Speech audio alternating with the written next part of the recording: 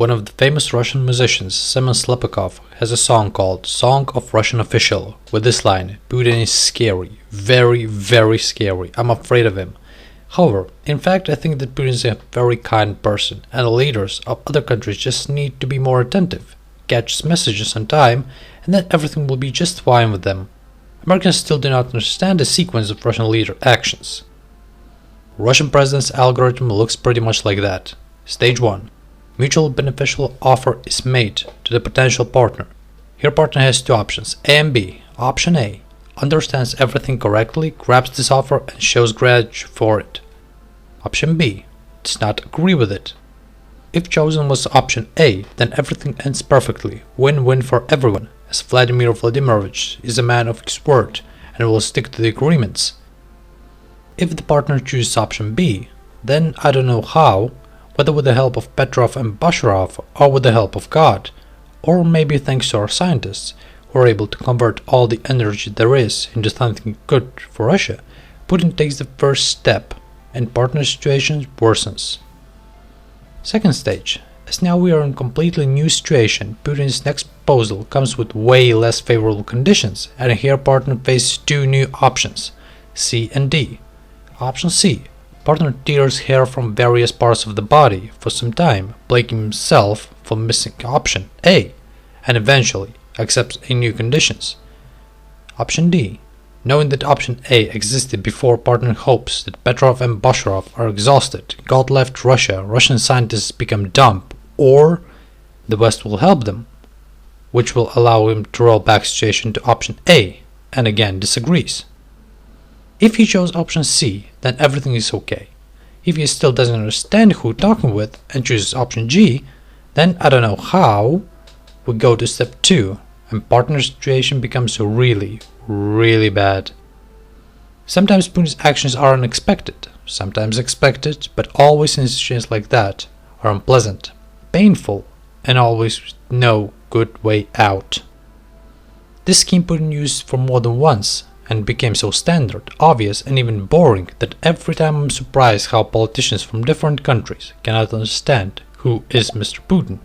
Russian leader is either monotonous, or if you would like to think he's a good coach or teacher educating his partners. And you know what?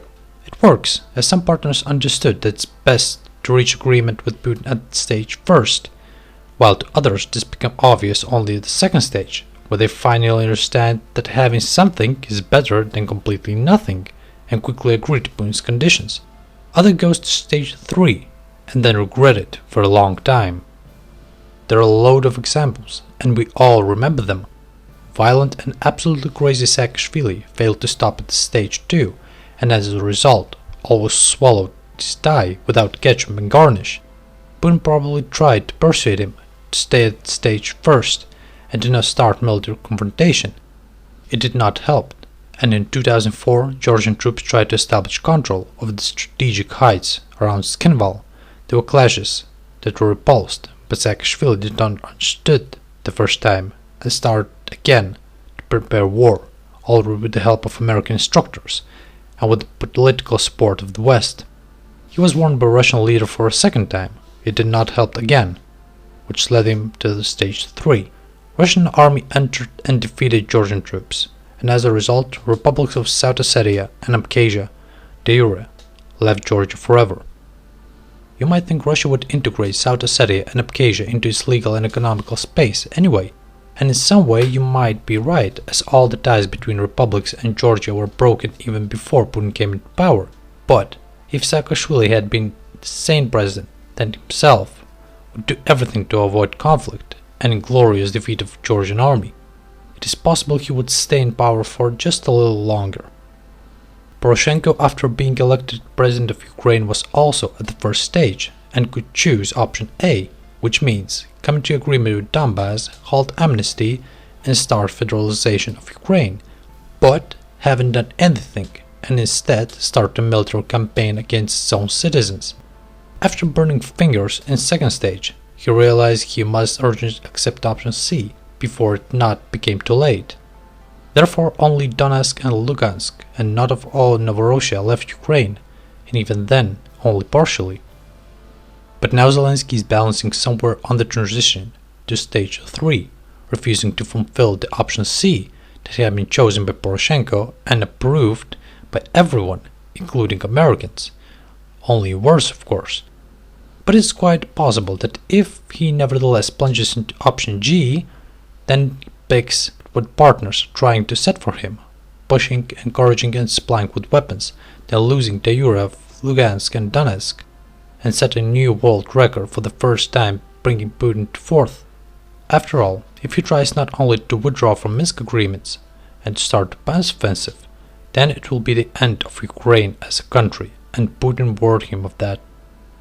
A very recent example, Putin proposed option A to Aliyev and Pashinyan in the Nagorno-Karabakh war back in fall of 2020. Then everyone agreed and Putin became guarantor of this agreement. Pashinyan was supposed to return the 5 regions around Nagorno-Karabakh to Azerbaijan, but decided to play and chose option B, what left Putin with no choice but to allow Aliyev to fulfill the agreements by force, and the punishment for Pashinyan was additional loss of Stepanakert and serious unrest in the Republic, when he nearly lost everything. However, it turned out to be a good lesson, as now, being at the second stage, he understood everything, and proved that by offering to send CSTO troops to defend Kazakhstan from violent and armed protesters, although he himself came into power with the help of protesters.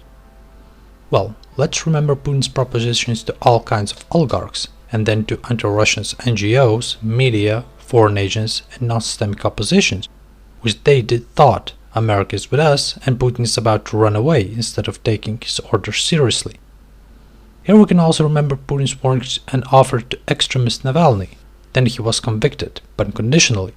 Then Navalny, as expected, did not accept option A, and continued breaking the law, bringing the situation to the second stage. His organization got in trouble after having loads of trouble with law, and at that moment, realizing that everything was lost, someone decided to make him a sacred victim. But he was saved, and Putin made him a second, now less attractive offer, releasing him for treatment to Germany. Alexei could have lived happily ever after, like Khodorkovsky, who experienced stage 3, was pardoned and released abroad, or like Kuczynski and Berezovsky, who fled there after second. Or no, Berezovsky is not a good example here. He lived happily, but not for long. Anyway, for some reason Alexei decided that he is almighty and do not need to obey laws, as America is with him, and Brezhnev would immediately run away as soon as he will return to Russia, with a killer movie about the palace. He chose option D, but did not work out. He just brought everything to the stage 3, like Khodorkovsky, and now sitting in the prison. Alexei is subject to severe tortures. He has to watch state television and patriotic movies for 8 hours a day. Now let's get back to our American friends and partners, who were in the first stage until 2018. All this time Putin tried to persuade him to ratify the Treaty of Conventional Armed Forces in Europe, updated back in 1999, tried to agree on the non-expansion of NATO to east, urged them not to build missile defense bases in Eastern Europe, and not to withdraw from a key treaty to eliminate intermediate and short-range missiles, but with no results. They chose option B, refusing to talk with Russia, considering it as just too weak for them. When necessary decisions took place back in 2018, partner situation became way worse than ever before. At that moment, they immediately moved to the second stage and faced absolutely different offers from Putin than ever before.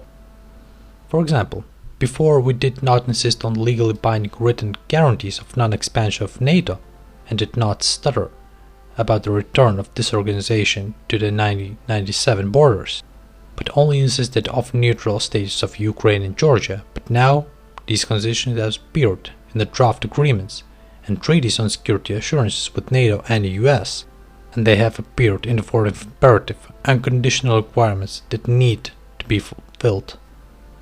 But, as we see, United States, NATO, and European politicians consider these proposals as unacceptable, and even call them blackmail and threats. Many European politicians, for some reason, think that Putin is bluffing. Naive people. They never realized that these were not suggestions, but the last warning before moving onto the stage 3.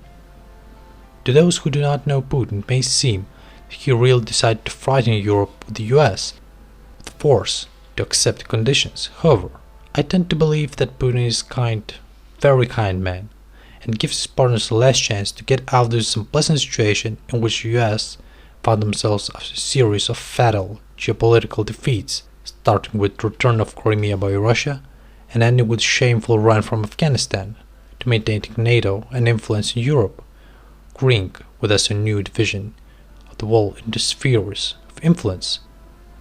But you and I, unlike aggressive European and American politicians, know Putin very well and understand that if he takes a step, he realizes that he put the reputation and the reputation of the whole country on the table, and if Russia will not achieve any real results, that will bring some long-lasting consequences. It is obvious that without having trump cards in his sleeve, with the help of which he could force the United States to agree with conditions and move NATO away from borders, definitely would not start doing anything like this. What these trump cards will be, or rather what will our military response, which both the President and our diplomats speak about, we can only guess, but I have no doubts that it will be. There is definitely some plan, the implementation of which will lead to the fact that NATO may simply cease to exist, and America will lose its role of superpower.